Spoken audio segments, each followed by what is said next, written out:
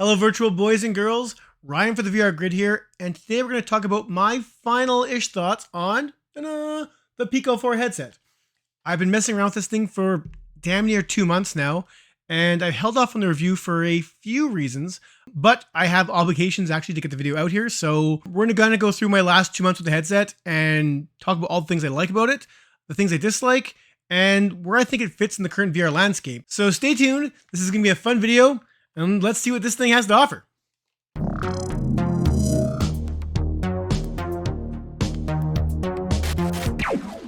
Now, with accepting this headset for free, we did agree to some stipulations for this review. Nothing crazy. I'm still allowed to talk about whatever I want in regard to the headset. I just can't show like other brand logos, that sort of thing. So very, very minor requests, which is fine. So with that out of the way, let's get to what I love about this headset. And there's a lot to love. So out of the box, I found the Pico 4 headset to be quite comfortable. It uses pancake lenses, which means there's a smaller profile in the actual headset. And the battery is actually built into the head strap in the back. So the weight balance is also much, much more comfortable than other headsets. A very cool feature is the fact that the faceplate is just magnetically held on by magnets. So it's easy to swap out if you wanted to upgrade that. And, without going into too many details, it's just a very comfortable headset. Unfortunately, you can't really upgrade the head straps just because it is all built in. There are some comfort options available from like third-party sellers, but thankfully how it comes out of the box is really all I needed it for. So in that regard, it's very comfortable to wear. Now getting into the tech specs, the pancake lenses do offer a clear image compared to the non-pancake alternatives. And the 2160 by 2160 RGB LCD really makes everything pop in the headset. Another cool feature is the stepless IPD adjustment, which basically auto detects your IPD and moves the lenses by itself. You can actually hear it like zzz, adjust itself. And that to me is one of the coolest little pieces of future tech I've seen, as I haven't seen any other headsets do that yet. It offers up a 105-degree field of view, which I thought was great. Obviously, it's still, not up there at the crazy huge levels, but for mobile headsets, it's on point. And one of the best things about this headset is the ergonomics of the controller, which I found to be very comfortable in my bigger hands. I don't have massive hands, but I do have, I guess, large enough hands where sometimes controllers can feel a little bit small. Not the case with Pico 4. These are easily the most comfortable VR controllers I've ever used. That's Quest, PlayStation VR, Vive, and even I've used the Rift, I guess. So this has trumped anything else I've used this far, and that's awesome. I just find just the design themselves, the tracking band never gets in the way as far as grabbing the controllers. Very easy, very comfortable. I love these controllers.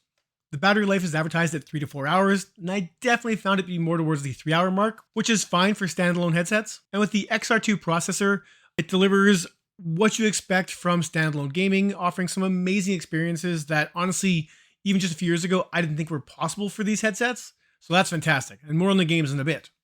My final 2 points for the positives for the headset are the PC connectivity, which using the Pico app wasn't great, but with virtual desktop, I found to be near flawless.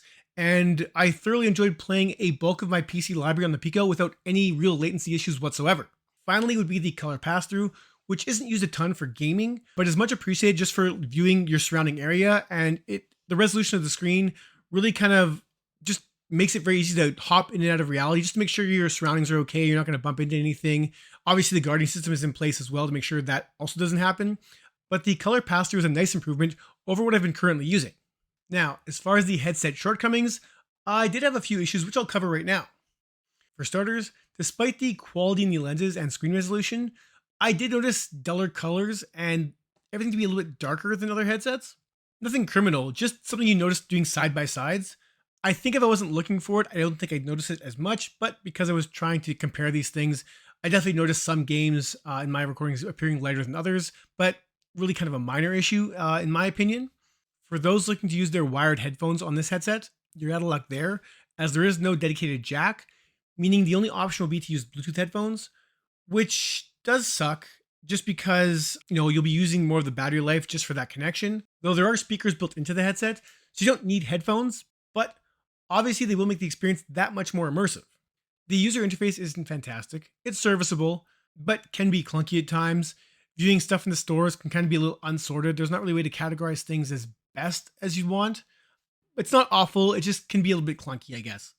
For those looking for hand tracking, Pico 4 does have it, and it has been updated recently to be more efficient, But unfortunately, there isn't much use other than navigating the main menu and a few like select apps that actually do use it, making it feel like an almost unnecessary add-on. So while the tech is here and it's utilized, it's not being utilized very well. So it's, if you're looking for hand-tracked apps, I wouldn't look at the Pico for that.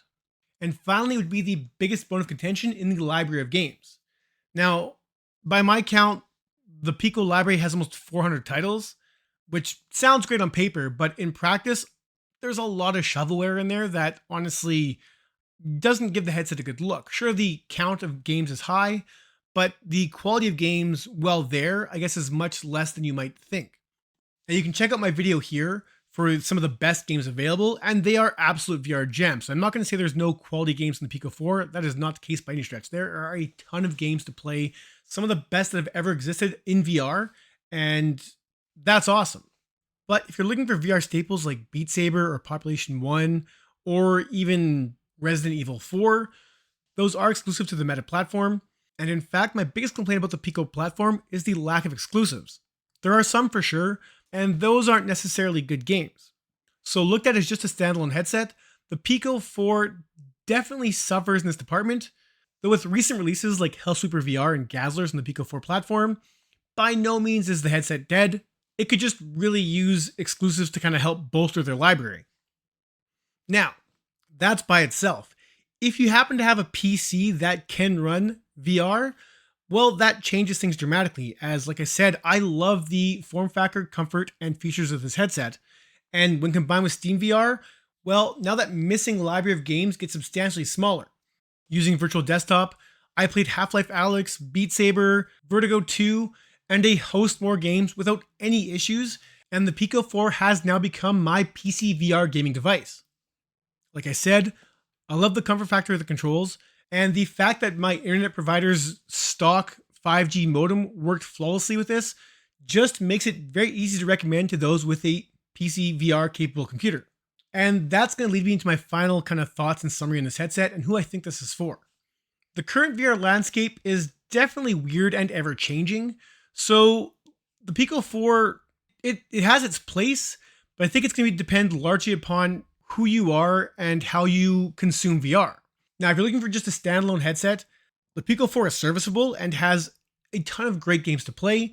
But like I said, you might be missing out on a few gems, something your friends might have that you don't. But like I said, the platform is still getting new games, so by no means are you being ignored if you get this headset.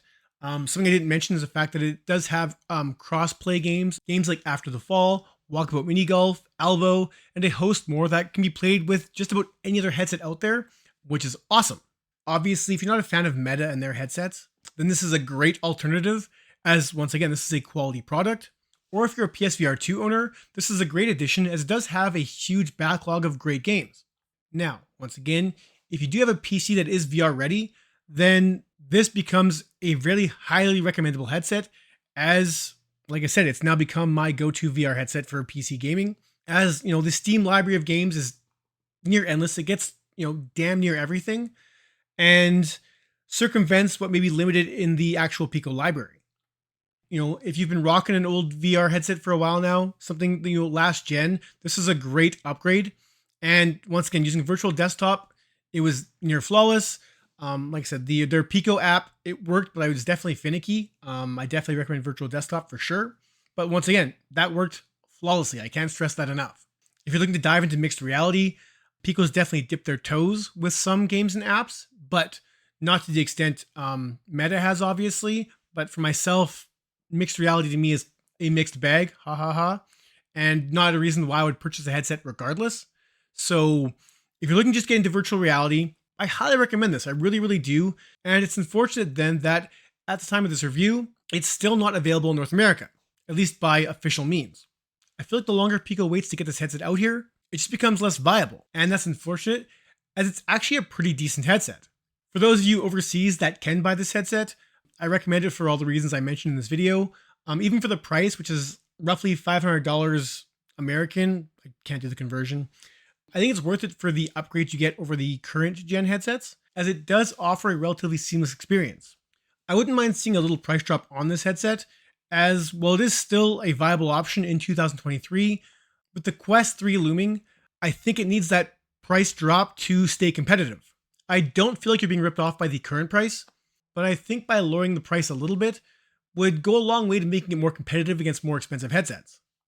Bottom line here, I like the Pico 4. When new games drop, if they're on this headset, I'm playing it here first. It's now become my new PC VR headset of choice, and thanks to the comfort of the headset and the controllers, it's kind of my new favorite headset to use. Like I said, the game library is definitely the biggest knock against it, but it still has a ton of quality games to get through. I hope this helps someone, and I hope the Pico 4 can find its own niche in the VR market, as I think competition brings out the best in everybody, and this headset is decent competition. If you enjoyed this video, please hit that like button and subscribe. I'm Ryan for the VR Grid, and that's it for this one.